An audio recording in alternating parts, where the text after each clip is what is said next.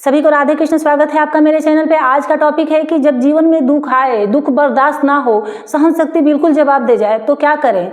तो जब भी जीवन में दुख आए, तकलीफ आए, चारों तरफ बिल्कुल निराशा ही निराशा दिखे, आशा की एक किरण कहीं से भी ना दिखे और हर तरफ बस अंधेरा ही अंधेरा हो, तो मन करता है कि क्या करूं, ये दुख का अंत क्यों नहीं हो रहा है, कब होगा मेरे दुख का अंत, इससे अच्छा कि खुद को ही ख़त्म कर दूं।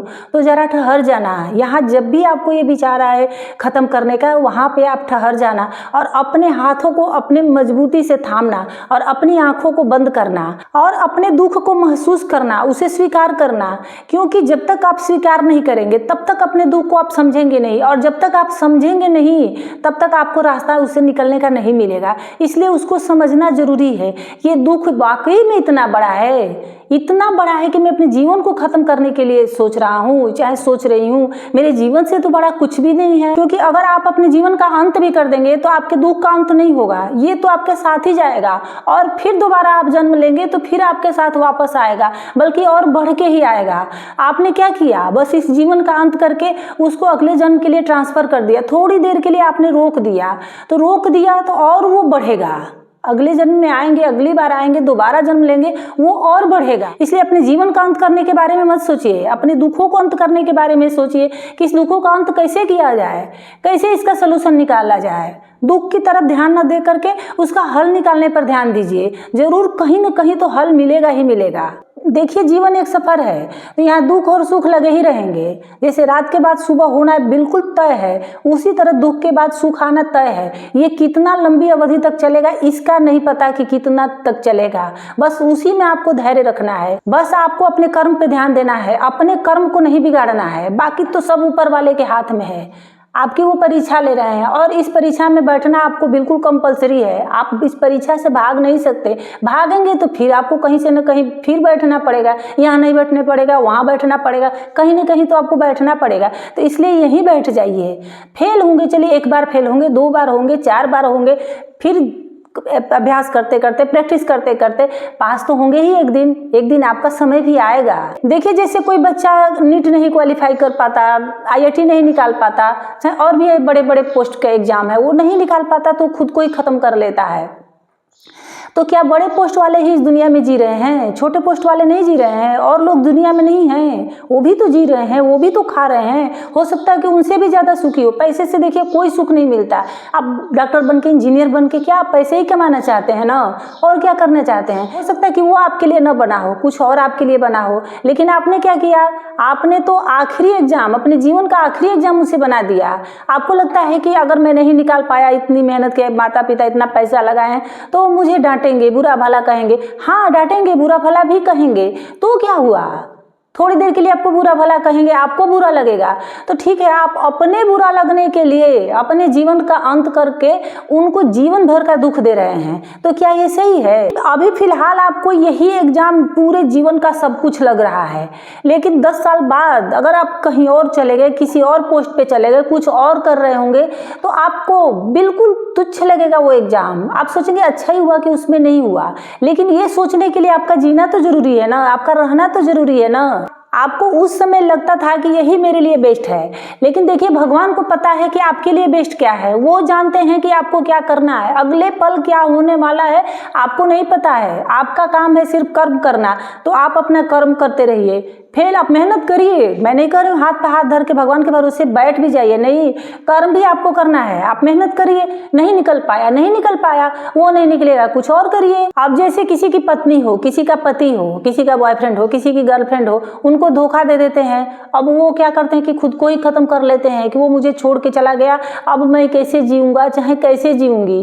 अरे क्यों नहीं जियोगे? अच्छा, आप तो शुक्र मनाइए, भगवान को लाख लाख धन्यवाद दीजिए कि वो आपकी लाइफ से चला गया। अच्छा हुआ कि चला गया। अब सोचेंगे कि पत्नी अगर जाएगी तो प्रॉपर्टी मांगेगी, तो फिर मेरे पास क्या बचेगा?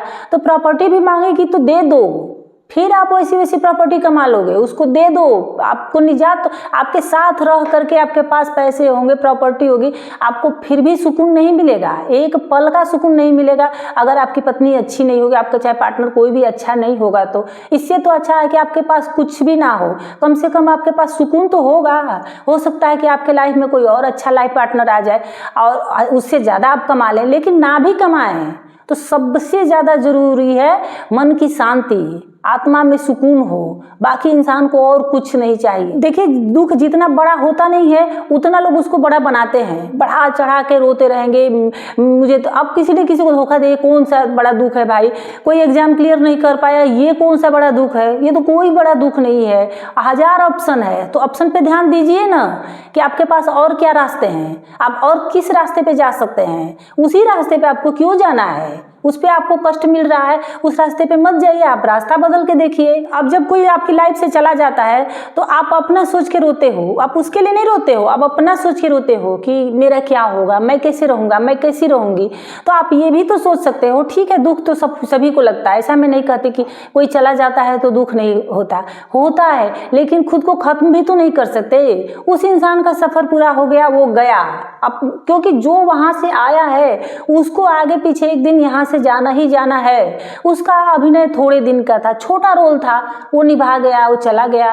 अब आपका बड़ा रोल है, आपकी जिम्मेदारी है, आपको अपने हिस्से की भी जिम्मेदारी निभानी है। अगर आपका वो पार्टनर है, माता पिता कोई भी है आपका वो सगा संबंधी, तो आपको उसके हिस्से का, वो जो छोड़ के जिम्मेदारी गया है, उसके हिस्से की भी जिम्मेदारी आप ही को निभानी है। तो आपको स्ट्रांग बनना पड़ेगा। और देखिए, जिनका माइंड सेट स्ट्रांग होता है वो किसी भी दुख से, बड़े से बड़े दुख से भी वो निकल लेते हैं, वो बच जाते हैं, उसको छोटा बना देते हैं। जीना तो है ही, जीवन का अंत तो हम नहीं कर सकते, हम उसके साथ भी नहीं जा सकते, जो गया है उसके साथ जाना भी संभव नहीं है। बस यही रह के उसके लिए प्रे करना है कि उसकी आत्मा को शांति मिले और अपनी जिम्मेदारी पूरी करके, उसके हिस्से की जिम्मेदारी पूरी करके उसकी आत्मा को शांति दीजिए, सुकून दीजिए। वहाँ से वो देखे तो कहे कि मैं जो छोड़ के आया था, चाहे छोड़ के जो जिम्मेदारी आई थी, वो इंसान बहुत बखूबी पूरा कर रहा है, उसको वहाँ से भी उसको सुख मिले, उसको खुशी मिले। आप देखते होंगे किसी के हाथ नहीं होते, किसी के पैर नहीं होते, किसी की आंखें नहीं होती, किसी के शरीर के बहुत अंग नहीं होते हैं, लेकिन फिर भी वो इंसान जीता है, उसका वो तरीका ढूंढ लेता है देखने का, चलने का, लिखने का, काम करने का, वो कुछ न कुछ, क्योंकि भगवान कुछ लेते हैं तो उसको देते भी हैं।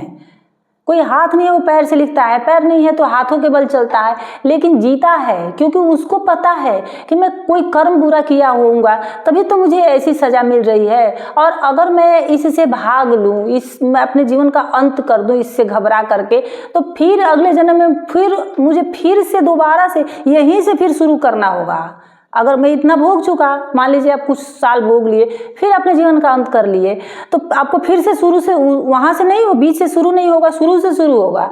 इसलिए क्यों नहीं इसी जन्म में भोग लिया जाए, इसी जन्म में इससे मुक्त हो जाया जाए। और जब भी आपको कोई रास्ता ना दिखे, चीज़ें आपके हिसाब से ना हो, तो आप खुद को भगवान के शरणों में जा कर के सरेंडर कर दीजिए कि हे भगवान, मैंने अपना कर्म तो किया, अपना मैंने बेस्ट दिया, अब आप जानिए कि आपको क्या करना है। अब आपके हाथों में है, आपको जो उचित लगे और जो मेरे लिए उचित हो वो आप करिए, क्योंकि ऊपर वाला ने जन्म दिया है तो कुछ न कुछ तो सोचा ही होगा। देखिए, ऐसे चिड़िया है, कौवा है, जानवर है, सारे जानवर, उनका कौन है, लेकिन उनके भी पेट भरते हैं, उनका भी जीवन चलता है, तो ऊपर वाला सब हिसाब करके भेजता है कि किसको कहाँ तक, किसको क्या क्या देना है। तो उम्मीद है मेरी वीडियो अगर थोड़ी सी भी अच्छी लगी होगी आपको, तो लाइक, शेयर, कमेंट और सब्सक्राइब कर लीजिएगा। फिर मिलते हैं किसी नेक्स्ट वीडियो में किसी नेक्स्ट टॉपिक के साथ, तब तक के लिए धन्यवाद।